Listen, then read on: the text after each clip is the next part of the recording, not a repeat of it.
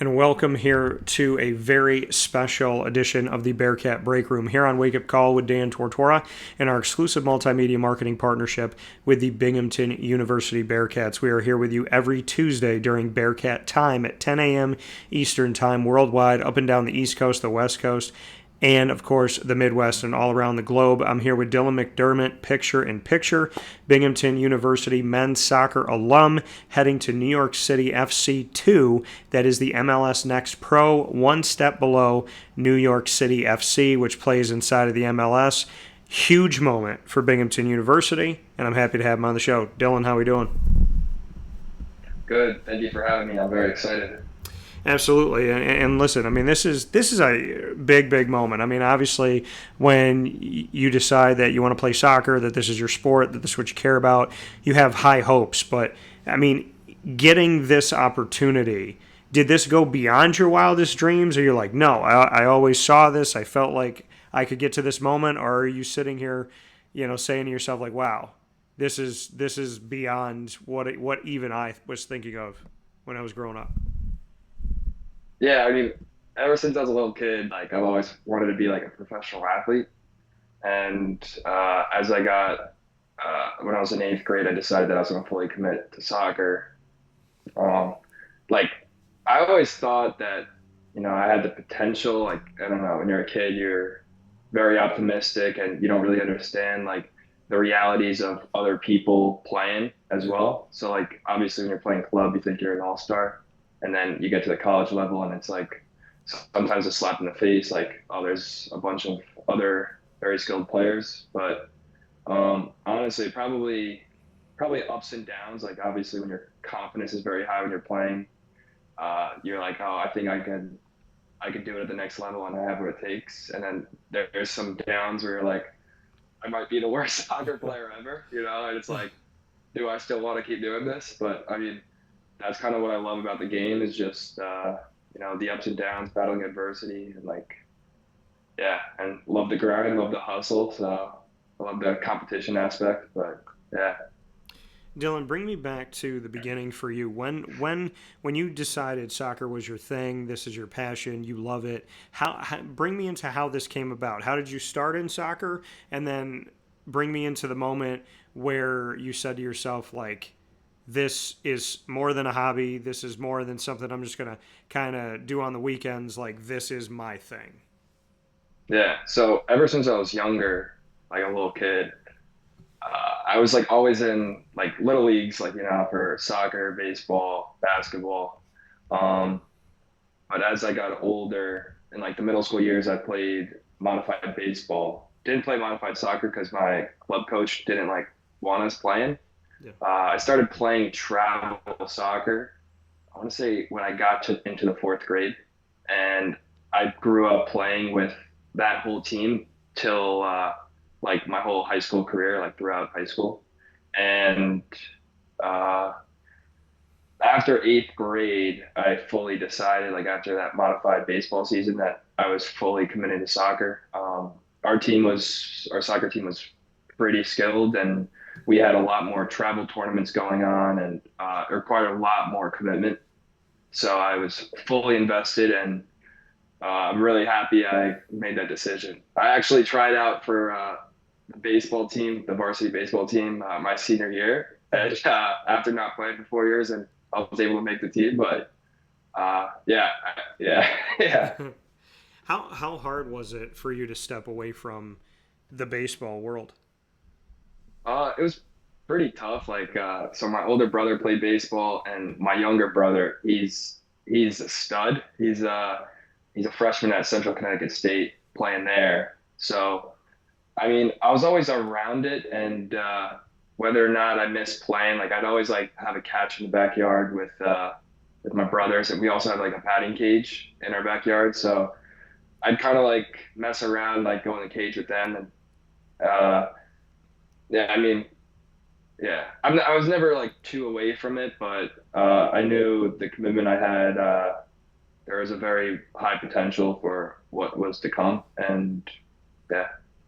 So for you, falling in love with soccer, was it always being a goalkeeper? Was it, I mean, when you're a little kid, obviously everybody wants to score a goal, but when did you kind of know, hey, I can do this thing? Because you got to be, I mean, to be a goalkeeper, you have to be tenacious, you have to be fearless, you have to be confident, you got to be a little bit crazy because you got this ball getting whipped at you, all different parts of your body.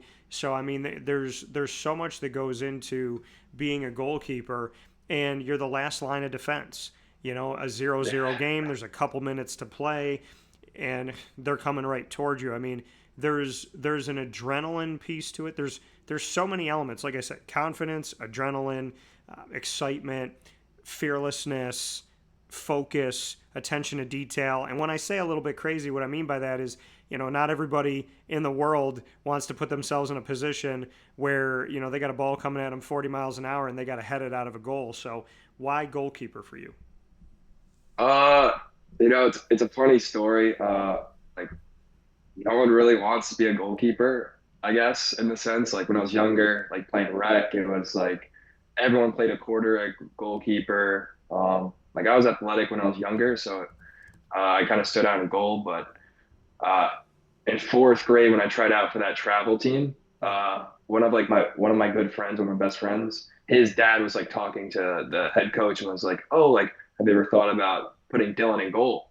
Yeah. And then like next practice, I'm in goal, and it kind of just stuck, you know. And I think I was like doing very well, and just kind of excelling. And they were like, you know, like he likes it.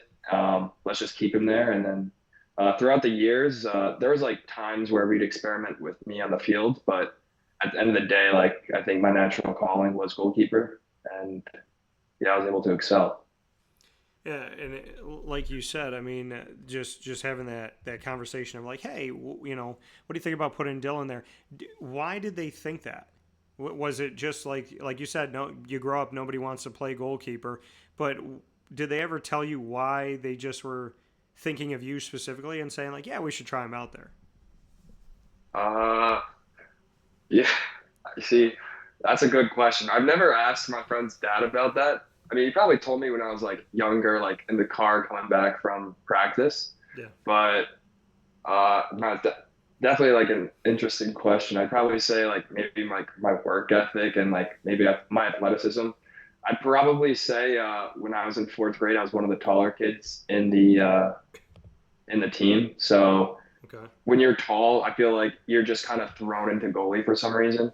Yeah. It's either that or like defender. So I think they're just like, yeah, I don't know. Maybe I also had good hands like growing up, like just messing around with my friends playing like football or something, and just yeah, it's crazy. I don't know.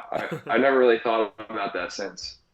So they put you in goal, right? So they say your friend's dad's like, let's try him out, let's put him back there. What was that first experience like for you that you can remember of being in goal for the first time ever? Uh, that's a good question. I don't really remember like the practices, maybe like too well. I remember I can tell you like my first travel game. We Yeah. won 7-3. Um, I did like okay, you know, like it was definitely like a very different thing. I'd say like different than your normal recreational soccer league. Yeah. But I'd say my first practice, I probably never thought anything against it. Like especially when I was in like fourth grade, I just kind of like loved playing. So like the fact that I was on the field and like had that type of action of like denying goals with my hands probably excited me. So I probably kind of enjoyed it and was like, I want to keep doing this. Yeah. Yeah. So for you, like you said, I mean, you never thought about it for yourself, but then once they put you back there, you you realized that you could do it. I mean, how quickly did that come to you? I know you talked about the travel game, but how quickly did you realize like, hey, I mean, I got a knack for this. I can read people. I know how to get to the ball. I got good hands. Like you said, there's some things that other people may have seen in you, but when did you see it in yourself? Uh, when I mean, there's definitely moments where I'm like, oh, I don't know about goalkeeping. And I think that comes down like the highs and lows of the position because you're either like hero or zero. Like you could either make the game winning save or you kind of let one go through your legs and everyone's like, what? what the heck, which has happened to me. Like I'm not one to deny that, and I really think that it kind of stems from maybe some of my goalkeeper coaches growing up. Yeah. They implemented some great techniques, and I was able to catch on very quickly, and that definitely helped because in the beginning it was just mainly playing with athleticism. Like I didn't know how to dive the correct way. I didn't know how to probably catch the ball the correct way, or in certain situations where to be positioned. That was like kind of just based off athleticism in the beginning. And then having some goalkeeper coaches kind of fine tune me and like give me the right techniques, that probably allowed me to progress in my skill set and allow me to perform better. So that kind of helped in that sense. But yeah, I'd probably say without my goalkeeper coaches, I wouldn't probably be like as successful, or probably maybe not even be playing the position anymore. But Yeah, no, and I appreciate that, and I'm sure that obviously they respect that. Do you want to shout them out by name, your goalkeeper coaches over oh time? yeah, Jack Carrillo was like my first goalkeeper coach, Carrillo Keeper School. I'm still working with him. He was great. After that, I had Zach Roth, who was with STA and Sear Stars, and then in college at Marist, I had Mad Dog, which was Richard Madsen. He was like a former judge. He was great. Zach Decker at Marist. At Bing, I had Colin Klingman, who's now the Ursinus men's soccer coach. And then this past fall, I had Evan Maslin, who did an amazing job this past fall, helping me get right and just probably was the reason for such a great season for me. And yeah, shout out to all those guys. But yeah, but Jack Carrillo, I probably trained with him since I was in fifth grade, Okay. fifth, sixth grade, and worked with him till like 12. And even now, still kind of helping him out with his camps. This like right before the NYC FC trial, I was working with him, and that went until like the end of February. So like I've been with him for quite a long time. And that's family. That's family. Yeah, no, and like I mean, for me to hear that, for them to hear that, right? To watch this and see that, like you said, you wouldn't be who you were today. You might not even be playing the position right now. When you reflect on that, when you go from your friend's dad says, let's put him in goal, to you don't know why he put you there, to hey, maybe I can kind of do this, to working with these coaches. And like you said, having somebody work with you and train you from fifth grade through 12th, and then get to where you are today.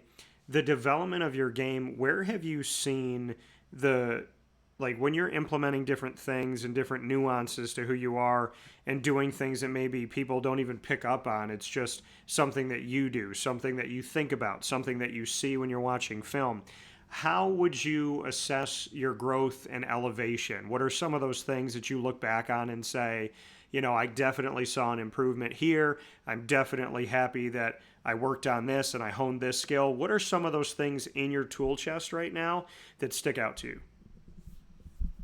Well, for one, I would definitely say growing up, my coaches, they were they were pretty tough. They weren't afraid to like if it was cursing to prove like make a point across or what, but they were pretty tough with us, and a lot of it was it was tough love. So if we were playing bad, we knew it. Like that coach would lay into us for 5-10 minutes, whatever it took for us to start playing better. Yeah. So I think like that for sure definitely elevated me, just in the sense of like they knew I could play better and they wanted to see it. And obviously you never want to let anyone down. So like when you kind of like disappoint in play and like the coach is getting mad at you, it's obviously very upsetting, Yeah. and you never want to feel that way.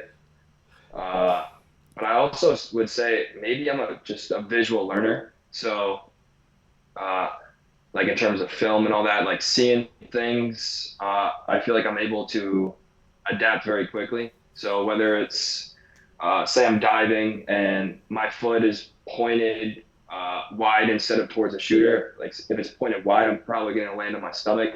knock the wind out of me. But if it's pointed towards the shooter, I'm able to kind of land on my side more. Yeah. But just like the ability to learn quick, I feel like I'm just able to absorb information very quickly and put it to use. I'd say that would probably be like the biggest thing of elevating. And I'd also just say the fact that a lot of my coaches devoted so much time to me to what's the word I'm looking for? Just like to my training and my development, you know? So, I mean, I probably had goalkeeper training for 6-ish years, and that's 1 to 3 times at least for like year round. And Yeah. having that on top of normal club trainings definitely enhanced my development in more ways than one. So just having that time by myself in that goalkeeping environment, especially with other goalkeepers, which enhanced the competition, Yeah. that definitely helped for sure. Dylan, you just spoke about work ethic, right? You just spoke about all these years, all this training, all these things that you got to do. Putting the work in, right? There's no easy way around it.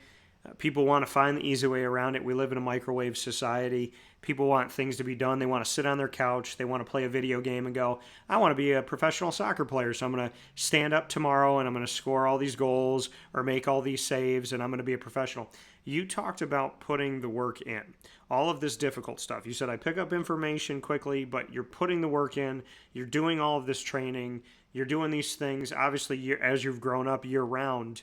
So what can you say to that? Like if, you're looking at people and talking with people here on Wake Up Call in the Bearcat Breakroom in our exclusive multimedia marketing partnership with Binghamton University and the Bearcats inside of the Great Lakes Honda City Studios. To everybody that's watching, what would you say about putting the work in and the type of work ethic that you feel like has gotten you to the point where you are today? Yeah, so for one, I would definitely say like one quote that kind of like just sticks with me is like nobody cares, work harder. Yeah. I just kind of like resonate with that because like I try and avoid the social media. Like I've been off Instagram since like June, and like recently with a couple of my friends and family posted, so I kind of went back on, thanked some of them. Yeah. But like nobody cares, everyone just cares about like results. So I just always just try and train and I don't really care who knows or what. So I just kind of put my head down and work. But I'd also say in terms of like work ethic, well, one, I got that from my dad and my whole family, just seeing them work. But in terms of working hard to everyone else, I kind of touched on this earlier. Like everyone thinks they could go big, like everyone has high aspirations of, whether it's playing in college or playing professional. Mm-hmm. But I don't think people really truly grasp how many other people are trying to do that. So people will break down the statistics of, was it 1% of high schoolers play collegiately, and then 1% or like 1% of those people play pro or something like that. So I think understanding that, yeah, you may be a very talented person, like a very talented player, but Yeah. there's 49 other states, and especially with soccer, you have international students coming in that are all fighting for that one spot that you're going for. So understanding that you're a small fish in a very, very large ocean of players, like how are you going to find that competitive advantage of being the guy that's chosen for a specific team? And I think that's one lesson that people really need to understand, because it's not you against your high school where, yeah, you might be a stud, you were all section, but there's very talented and very hardworking players that are trying to make their mark. So I would say that for sure. No, and I can respect that and I can appreciate that. Dylan McDermott here with us, Bearcat Breakroom, Binghamton men's soccer alum heading to New York City FC2. I want to take a look at this past season. The Bearcats finished 8-7-4 in 2024. 19 games played, 19 games started. I think that's huge, right? The availability that you had, the trust that the coaching staff has in you, and the fact that you were healthy, your body was right, and you played in every game. Goals against, 28. Saves, Yes. 81. Your save percentage, 74.3%. Bring me in and break it down and tell us some things that maybe the statistics don't show, because they talk about saves, but there's moments where I think that there's certain things that a goalkeeper does where it's like, I'm going to say 81 saves are recorded on the statistics, and you might be like, nah, it was more like 107 because I remember this and I remember that, and I just, when I'm watching a game, I'm like, how is that not a save? So bring me into that. Bring me into your game, your save percentage, just what you want to say to make the statistics come to life, essentially. Uh, yeah. So for me, like I spoke about this earlier, but like nobody cares Yeah. in the sense, like at least I don't care. People may, but at the end of the day, like I was more worried about the results and like our team advancing very far. Yeah. So I really never tried to look at that stuff. And then one, I think if I put that more of a focus, I'm thinking about that during the game, it kind of takes me away. So I mean, the statistics are like nice and all, but I kind of just tried to stay away from that. Especially, there's it says I may have X amount of saves per game, but it kind of takes away from my other team's performance throughout. Yeah. There's a lot of other moments where, whether it's my defender making a sliding tackle that prevents a shot, or a game, a, a goal clearing save, from someone else, which happened on an occasion. Uh, you know, that's why I don't really like statistics for like I try and avoid that. Yeah, so that's sorry, No, no, you're good. but yeah, And no, there's definitely moments where I'm like I believe it was a game against Colgate. I think they like recorded me for 3 saves or something like that, and I remember like making a joke to our sports information director. I'm like, like what? Like I thought I had so many more saves, and then he just kind of was like, oh, like I'm sorry, but I think in that moment it was more of like I think that would have been like my career high in saves. So I was like not disappointed, but like maybe yeah, poking fun at it. So, but yeah, I really tried to avoid that just because I was just more focused on the wins at the end of the day. So I didn't want to take away my focus or anything else away from the team just for an individual accolade. If that makes sense. yeah. Team over self.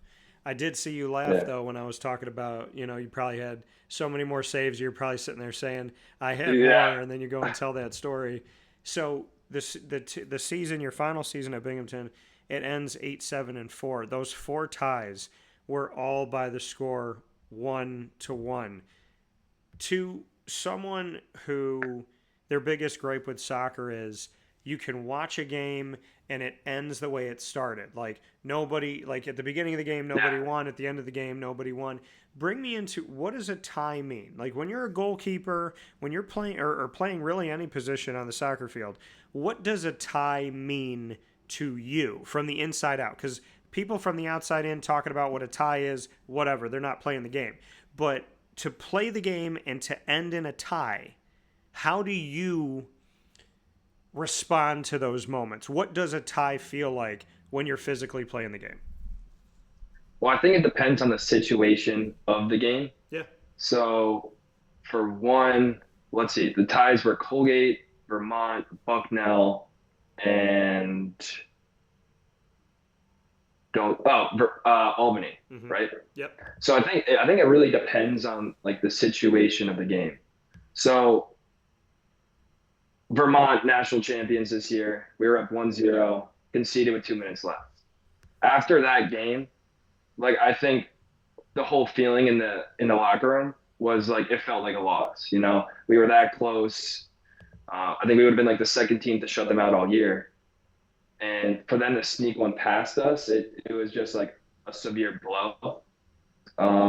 Same thing with I think all the ties. I think I think we had what it took to win, and I think we got caught the unfortunate side of that game, and for all those games, it felt like a loss in that sense. But I'd say I know like against Colgate, we kind of came back Yeah. to tie 1-1, but I think we had plenty of chances against Colgate where at the end of the game we were both like, that's a game we got to capitalize. That's not a game where we give up like 2 points. So, but I mean, if it was a game where we were down 2-0, you know, and we fall back, maybe score two late goals, maybe it kind of feels a little bit better.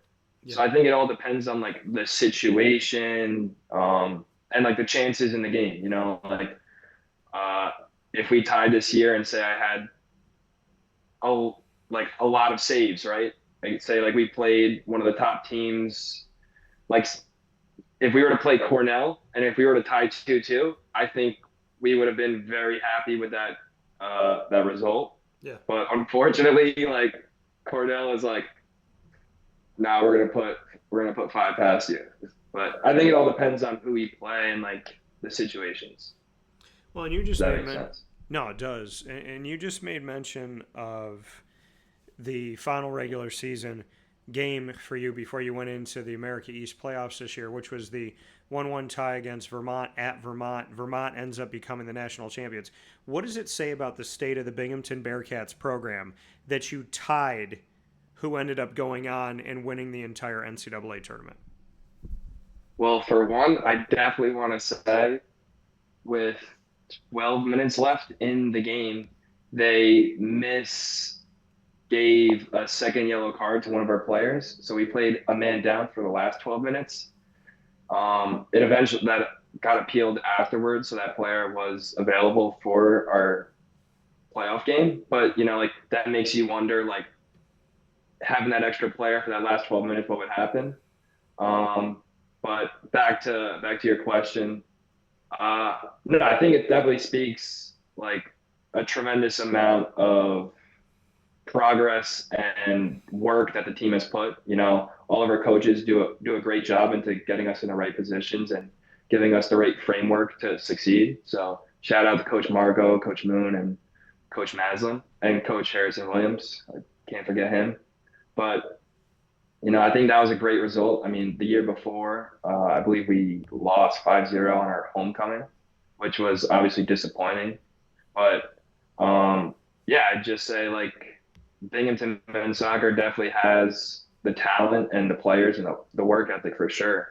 And I think we just bring this fierce tenacity in our games where teams might underestimate us, and we just kind of bring it, and maybe we surprise them a little bit. But I definitely think that we had a lot of great results against some great teams. Like another one was New Hampshire. Yeah. I think that was like our first win at New Hampshire since like 2011 or something. So kind of speaks a lot about our resilience and character, going into especially places like New Hampshire and Vermont. They're not easy to play at, and getting two results against them are just like speak volume. So Yeah, and you made mention of your coaching staff. Paul Marco just finished his 23rd season as the head coach of the Binghamton University Bearcats men's soccer program. Tommy Moon spent a decade, 10 years. Evan Maslin, first year. Harrison Williams, second year. How would you describe this coaching staff, and what do you want to say to them? no, I would definitely say without them, like I wouldn't be in the position I'm in. So I'm forever thankful and grateful. Uh, but yeah, I mean, without them, nothing would have happened. They took a chance on a kid in the transfer portal after not playing much at Marist, and they kind of gave me the keys and they gave me the tools to succeed, and they're very patient with me. To begin like my first year last year, it didn't go the way I planned, and I think they were definitely very tough with me. There was definitely some severe lows in that first few games, especially after that Lafayette game. Yeah. And they stayed with me, they trusted me, and I think they gave me tough love. They told me things that I might not wanted to hear, but I needed to hear just to to adjust and, and realize that I'm not I'm not performing the way I want to, which they know what I was capable of. And, I think the biggest thing is that they trusted me and yeah, cause in the middle of that season, sprained my ankle. So I was out for a big chunk, especially of conference play. And then for the last regular season game, I finally like earned that spot back. And then they were able to trust me, and use me for the playoffs as well. But yeah, I mean, I'd say they were very like perseverant with me, and yeah, they just I'm so happy to be a Bearcat or was to be a Bearcat, but I'm a Bearcat for life. So yeah, Well, and like you mentioned, Marist and ultimately transferring from Marist to Binghamton, going into the transfer portal.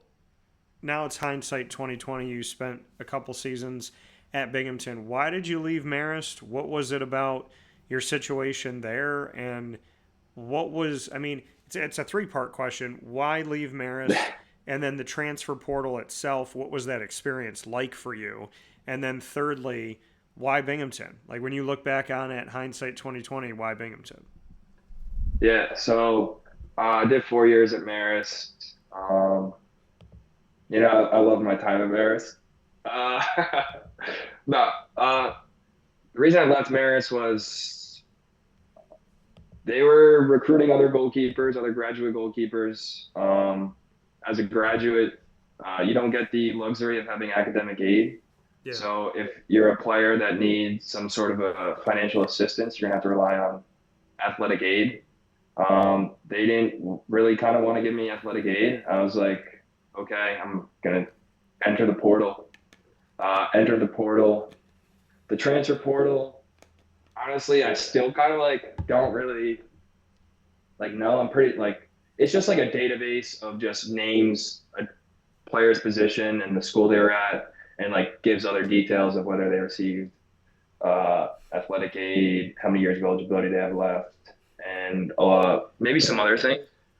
Um, so I just entering it, it was just kind of like, you know, teams may have saw my name, maybe not knew me much, but it was just kind of like getting recruited out of high school again. So a lot of emails Yeah. and just sending that highlight tape everywhere and just talking to coaches, get on the phone with them, some visits, and then ultimately making that decision. Uh, Binghamton, why Binghamton? So heading into the transfer portal, Binghamton was like the first school I put on my list. Obviously, one was like the cost, just because in state, the grad program's cheap, and it's also just like a very great academic school. So this point, like I'm not even like thinking like life after or soccer after college. So I'm just like fully focused on like a professional business career. Yeah. So Binghamton was like a no brainer in the sense of just the reputation it holds. And then their goalkeeper situation, they had three the previous year. None of them were coming back. So that was also another advantage. Just having open spots, and if I had to prove myself, I'd prove myself. I like the competition, Yeah. and ultimately just felt very comfortable on canvas with the coaches. And yeah, I mean, it was like tough decision. Don't get me wrong, like especially uh, like towards the end, a lot of coaches won the decision kind of by New Year's, and then I don't know, just it was like a lot of schools just kind of like throwing a little bit more money in terms of athletic aid to kind of make their packages a little sweeter, and sometimes it gets overwhelming. I remember my parents trying to help me. I'm trying to make a pros and cons list, and I'm just like ultimately just overwhelming myself. Like I'm talking to a lot of other kids that transferred Yeah. in the sense of like how they go about it, how'd you know? And maybe I'm not good with decisions. Uh, I tend to get that from my family because they'll say like, "Oh, what do you want for dinner?" I don't know, you know. But Yeah. I would say just like when the time came to make the decision, it was like where I felt more comfortable. Like if soccer were to go wrong, right? Like if God forbid I broke my leg or something, where would I be more comfortable? What would I enjoy? And ultimately, I just felt more drawn to Binghamton, and I'm so glad I made that decision. And through all like the ups and downs of my Binghamton tenure, I wouldn't trade it for the world. And it taught me a lot about myself. Uh, Wanted to taught me about being comfortable, being uncomfortable. I'd say like that first year wasn't like my favorite, but it obviously kind of it bred me to be better. And yeah, Well, and obviously you look at where you are right now and this opportunity that you have, which is huge with MLS Next Pro, the league right below the MLS, 29 programs within MLS Next Pro, and you're heading to New York City FC 2. How did this happen? How did it come about? Help us come along the ride of Binghamton to New York City FC 2. yeah. So uh, essentially, they just kind of reached out to me. One of the team administrators in NYC FC, they just reached out and was like, "Hey, any interest on coming to preseason with us and trialing?" And I was like, at this point, I was like doing some tryouts, trying to just get my name out there, whether it was emailing teams and trying to get an invite on my own. But yeah, the NYCFC2 administrator reached out to me. It's like, any interest? And I was like, yeah, I'd love the opportunity to come out and try out and be a part of the team. So I found out maybe like the second week of January, and I remember calling Coach Marco. Like, I don't know if I called him immediately or texted him first. I want to say I texted him, and then we spoke like 5 minutes later, and he actually kind of invited me up to Binghamton to train leading up to that tryout, which was a massive help. Okay. But yeah, that's kind of how the opportunity came about. Just a random message. So, I mean, bring me into a little bit deeper into this random message. I mean, this that your professional career that gets jump started by a random message. I need to hear more. You have to give us more, Dylan. So, Yeah, no, it's not embarrassing at all, but like it was actually the message came from LinkedIn, which I was like a little reluctant to say, just because it's kind of so odd. I eventually asked that administrator, like, oh, like why LinkedIn? yeah. And he said like how he didn't kind of want to go through like the Binghamton athletic department, like call them and then for them to like find my email. So he just kind of reached out on LinkedIn, which was I think it's hysterical because I was like searching for jobs at this point, like what I'm gonna do for like the spring. Yeah. But yeah, that's just really how it came about. And it was just, I thought I was getting like prigged at first. I don't know, but yeah, it definitely wasn't fake. So, But yeah, the administrator said you'd be surprised about how many coaches kind of use LinkedIn to find players because it's hard to find emails. And maybe for me, like I'm kind of private in the sense of social media and all that stuff. So I try and keep all my stuff kind of out of the public eye. But so maybe that was like one reason why I use LinkedIn. But so they use LinkedIn. They reach out to you. Then what happens? Do you go for a tryout? Do you go for a oh workout? Like, bring me into all that. yeah, so I mean, I could find the message, but I don't want to go on my phone during this. Yeah, so he reaches out, just says, "Hey, like February 2nd was the first day. Any interest in coming to preseason on February 2nd?" Da da da da. I'm like, "Yes, would love the opportunity." He's like, "Great, like I'm gonna send you the schedule in like a week or so." Um, so I get like the schedule, like I get the dates of the February 2nd and February 3rd were like testing days. They just kind of tested uh, like joint flexion, some like athletic testing, and like there was supposed to be a fitness test on the second day, or third day, but the snow kind of pushed that back. Yeah. But yeah, so I got like that message. They kind of told me the like what was to come, and I probably had about 3-ish weeks to prepare. And during that time, I think I spent like a week at home, and then about was it maybe a little over a week and a half in Binghamton training. And And then I had about like 2 days before the tryout where I had a report. and you talked about, I mean, that just Coach Marco, and I mean, you having this opportunity. So you get the opportunity. Do you reach out to him right away, and then he's like, "Hey, come train with me. I got you. Come back to Binghamton. I'm going to get you prepared. Like, the Yeah, coaching staff's going to get you ready. Just bring me into like how Binghamton was like, you're our guy. You're our family. Like you said, I'm a Bearcat for life." So they were like, I mean, I how did know you that. tell them? And then after you told them, like, I got this opportunity, was it just like, hey, whenever you're ready, we'll see you here at the facility. We'll get you right. Yeah, so during this time, like I was substitute teaching at this time, just like I had nothing going on, so I was like, why not make some money? Uh, so the message comes. I want to say I reach out like at least within 10 minutes of seeing that message. I messaged Coach Marco, and I think he was just like, oh, congrats, like very happy. Um, and then I believe I call him, and I called him right after I spoke with the administrator on the phone, just like more about like the details of what was uh, with the trial and like what to expect.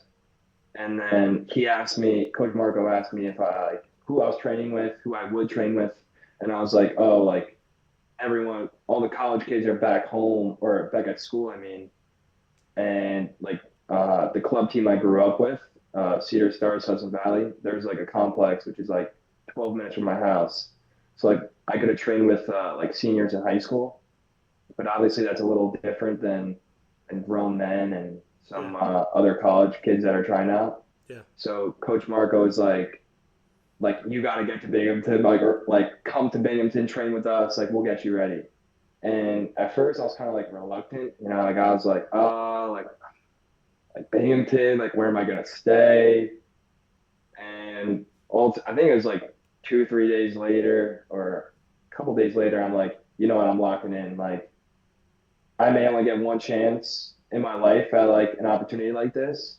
So why not put everything I have into it? And like again, like I talked about being comfortable, being comfortable, being uncomfortable. Like Yeah. going to Bing, I ended up crashing on a couple of my teammates' couch, and I think that's like one of the things where it's like you gotta be comfortable being uncomfortable. So wake up at like 7 a.m. Like we would have a team lift or a practice in the morning, and then I got nowhere else to go, right? So I'm at our athletic center, and I'm biking, I'm jump roping, I'm running, I'm doing anything I can just to maximize the time I have and just getting my body right and prepared for that trial. Whose couch did you crash on? I crashed on a few. uh, like I crashed on Ramsey Tilner's, Sean Fitzgerald's, Luke Yates, Billy Clark. They're in one house. Jack Root, that's my best friend up there. He was always offering his house, but I was just like, I'd probably be a little more comfortable with more guys on the team, like in that house. I lived I lived with Dan Mansfield and Anthony Lazaridis the fall semester. I Yeah. crashed at their place a bit of times. Okay. But yeah, it was honestly like I would do it again. Like that's like the grind, that hustle that I love. Especially when I was with Dan and Ant. Like some days they'd wake up early. But they were also on the team. I don't know if I mentioned that a couple years prior, but they'd wake up 6 a.m. before their work, go to the gym. So like waking up early with them was, I don't know, just fun. Go to the gym earlier and just getting after it. So I mean, I was doing like 7 a.m. to like 6 p.m. stuff, just always in the athletic center and just maximizing my time. So did they say to you like, "Hey, you sign this contract, you start making some money, like we get a percentage of that," or where does that sit? Actually, no, that has never come up yet. Okay. I mean, I probably, I mean, and like Anthony Lazarus and Dan Mansfield, uh, they probably appreciate, like, I don't know, I hooked them up with some like 50% off Chipotle in the fall. Like I was working there a little bit just to like make some side money, get some free bowls. Yeah. So I kind of blessed them with some Chipotle. So maybe it was like a little barter exchange where it just paid off in the end. But yeah, I was Be- mainly at like Sean's, Ramsey, Billy's, and Luke's. But uh, yeah, they haven't said anything. They, like obviously they said like they're very proud of me and yeah. they're happy for what I've done. So I wish I knew you sooner so I could get some 50% off at Chipotle. That stuff is expensive. yeah, So, I know that Chipotle. I worked in the Johnson City one. okay. That was like more expensive than the ones around me. And I never really ate Chipotle that much like before this, but it actually just made me like a Chipotle fiend. So like especially with, like some of my buddies from home, like after the gym, I'm like, yeah, Chipotle, and they're always like, yeah, or sometimes they're like, all right, it's getting too much. Like you need a break. But Uh, yeah, understood. Before we get into rapid fire, the signing moment. You go work it. yeah, So we talked about all the training. Bring me into working out for the team and how quickly you heard back from them that you were signing with New York City FC too. yeah. I want to say it was 3 weeks. Okay. So first week had a scrimmage on that Saturday. Second week, it was an inter squad scrimmage.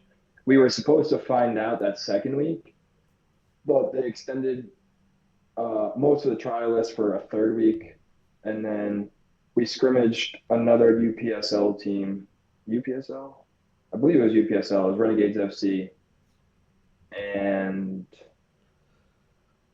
afterwards, everyone met with the coaches. So some players found out if they were getting signed or were getting planned that the team was planning on signing them, Yeah. or if they were like extended for another week, or if their time wasn't needed anymore at the preseason. But it was that day where they told me, and I was like very excited. Obviously, it's just like kind of like a dream come true in the sense of all that hard work kind of paid off, and although it's like very like admirable in the moment. Um, like I know there's like a lot more work to do, so I didn't really let it get to my head too much. Like my family's very proud of me.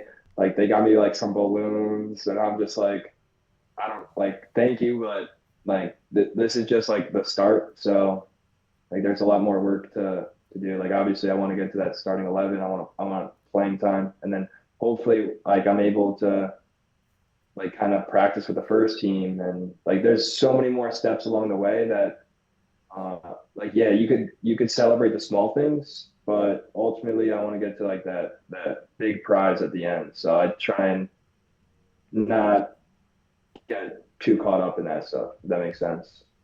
Yeah. No, But absolutely. yeah, and then ultimately I signed a week after they told me. Like I think they sent me the contract on Wednesday of that after that third week, and then I signed that weekend. And so now for you, and what did they tell you? I mean, was it like, hey, you're coming in, you're going right into the net. Like this is the expectation. Like what do you know now that you're officially signed? You're officially, and I'm going to say this to you, and I hope it sinks in, and I hope you enjoy it, and I hope you're just getting started. You are a professional soccer player. MLS Next Pro, one step out of the MLS. What have they told you at New York City FC2 now that you're officially signed and, reporting, getting yourself over to New York City FC2? What do you know up to this point? Yeah, so I mean, most of the team is pretty much made. We had our first game last Friday in Charlotte. Yeah. Um, I mean, they said that they liked what they saw.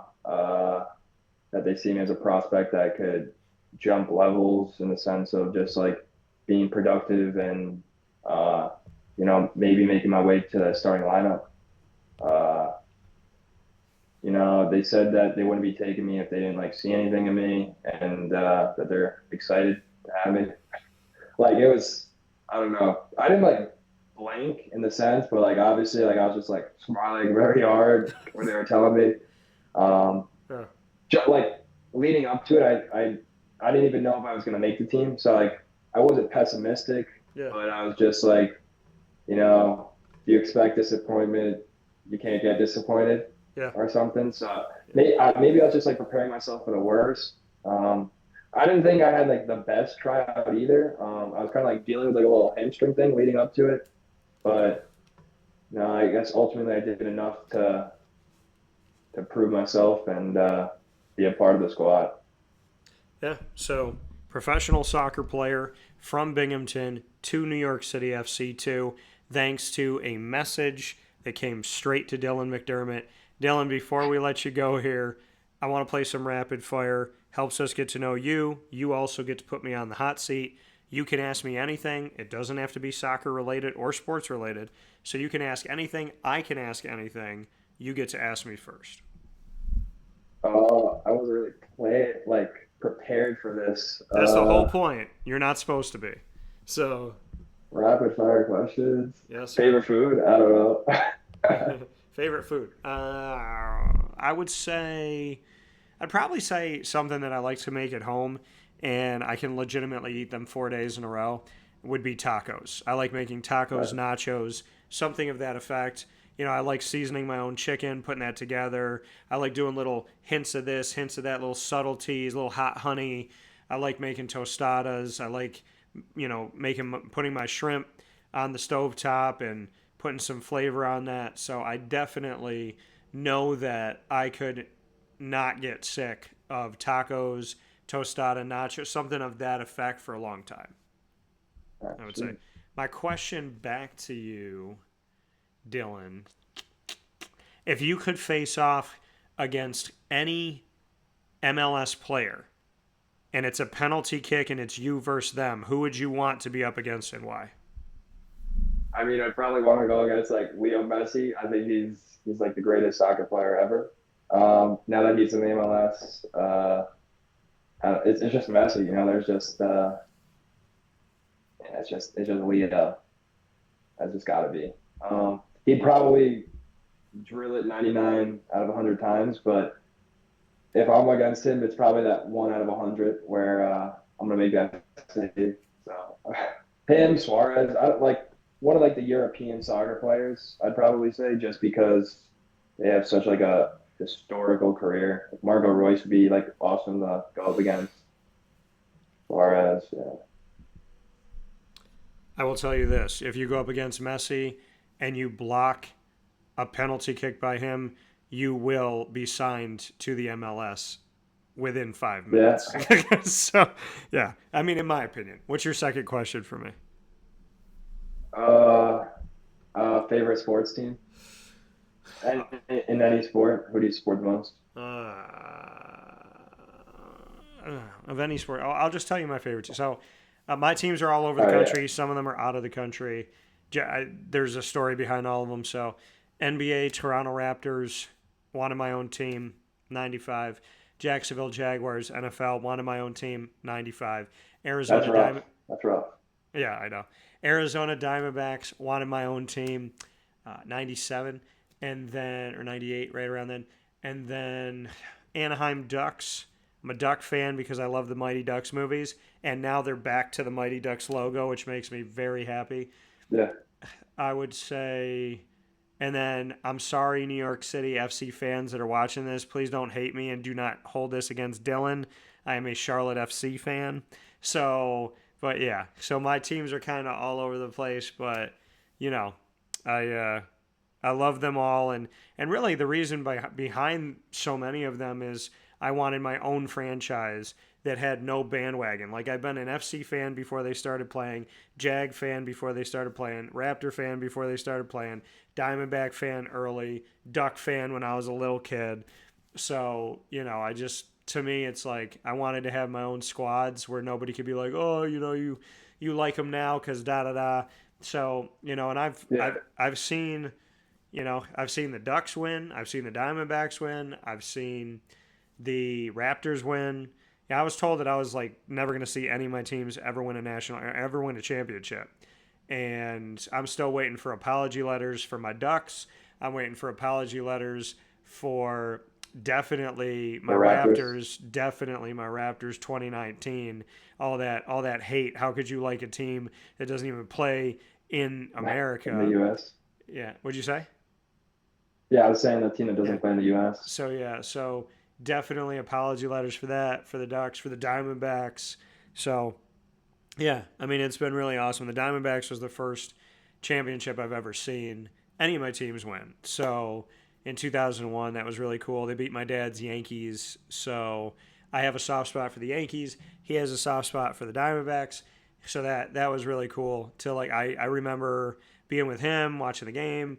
And then in 2023, I took my dad and my dad took me to the World Series, and we went to go see the Diamondbacks in Arizona at their field, which was insane. So fast forward 2001 to 2023, 22 years later, here we are at the Diamondbacks field watching the World Series together, which is really cool.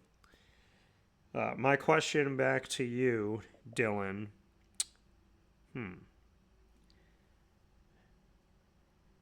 If you could do a mashup of food, like you could take any two things that you love to eat and you could put them together and have a new creation, a new baby called the McDermott, what would be the two things that you would put together?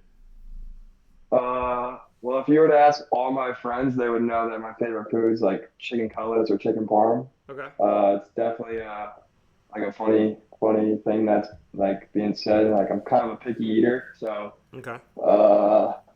probably just like chicken on pizza, maybe. Like a chicken cutlet pizza? Like yeah, probably. I'd probably like yeah. I mean, probably consume a good amount of pizza, but I eat chicken at least every day. So yeah, probably just throw some chicken cutlet on a slice, plain slice. I love Probably it. say that's probably gonna have to be called the McDermott, but Yeah, I like it. I probably those two foods. I don't know. I love Or chicken burgers, I don't cutlets. know. Yeah, I love chicken cutlets. I love pizza, so I'm good with that. Dylan, you get the final word. So you're heading to New York. Well, you're already with New York City FC. Like you said, just had your first game, New York City FC 2. So what do you want to say to New York City FC 2, to the organization? And what do you want to say to the MLS overall about who you are Yeah. and where you're going? I'd say thank you, NYC too, for messaging me, allowing me to try out, and allowing me to be a part of the team. To the MLS, I'd say hopefully I see you soon. I don't know. I got a lot to work on in the MLS Next Pro, and I'm gonna enjoy the experience and enjoy the time I have left playing soccer and make the most of it. So yeah, just always being happy and staying in the moment is all I could do right now, and being appreciative of everyone that's helped me get here. And yeah, say shout out to everyone. They know who they are. And shout out to my family. Shout out to all my coaches. Shout out to my friends. Shout out to all my teammates, and everyone else along the way. So love you guys. Thank you. Dylan McDermott, this edition of the Bearcat Breakroom in our exclusive multimedia marketing partnership with the Binghamton University Bearcats here on Wake Up Call with Dan Tortora inside the Great Lakes Honda City Studios, New York City FC 2. This is only the beginning for Dylan McDermott, in my opinion. So, chicken cutlet pizza, MLS Next Pro today, MLS tomorrow. Hoping for the best for you, and it shows that Binghamton University does have a pathway to professional play, and that is such an awesome thing that you could be a beacon of hope for everyone that comes to Binghamton, no matter what sport they play and what they do. So thank you for being that hope. Thank you for all the work that you're doing for yourself, Dylan. Thank you to your friend's dad who was like, hey, he could be good in goal, I think. So, I mean, it all started with your career started with someone going, I think he might be good in goal. And then your professional career started with a LinkedIn message. So these little messages, these tiny things can change your life, folks. So never underestimate a connection, no matter how small you think it may be, or whatever message you get or whatever thought you get.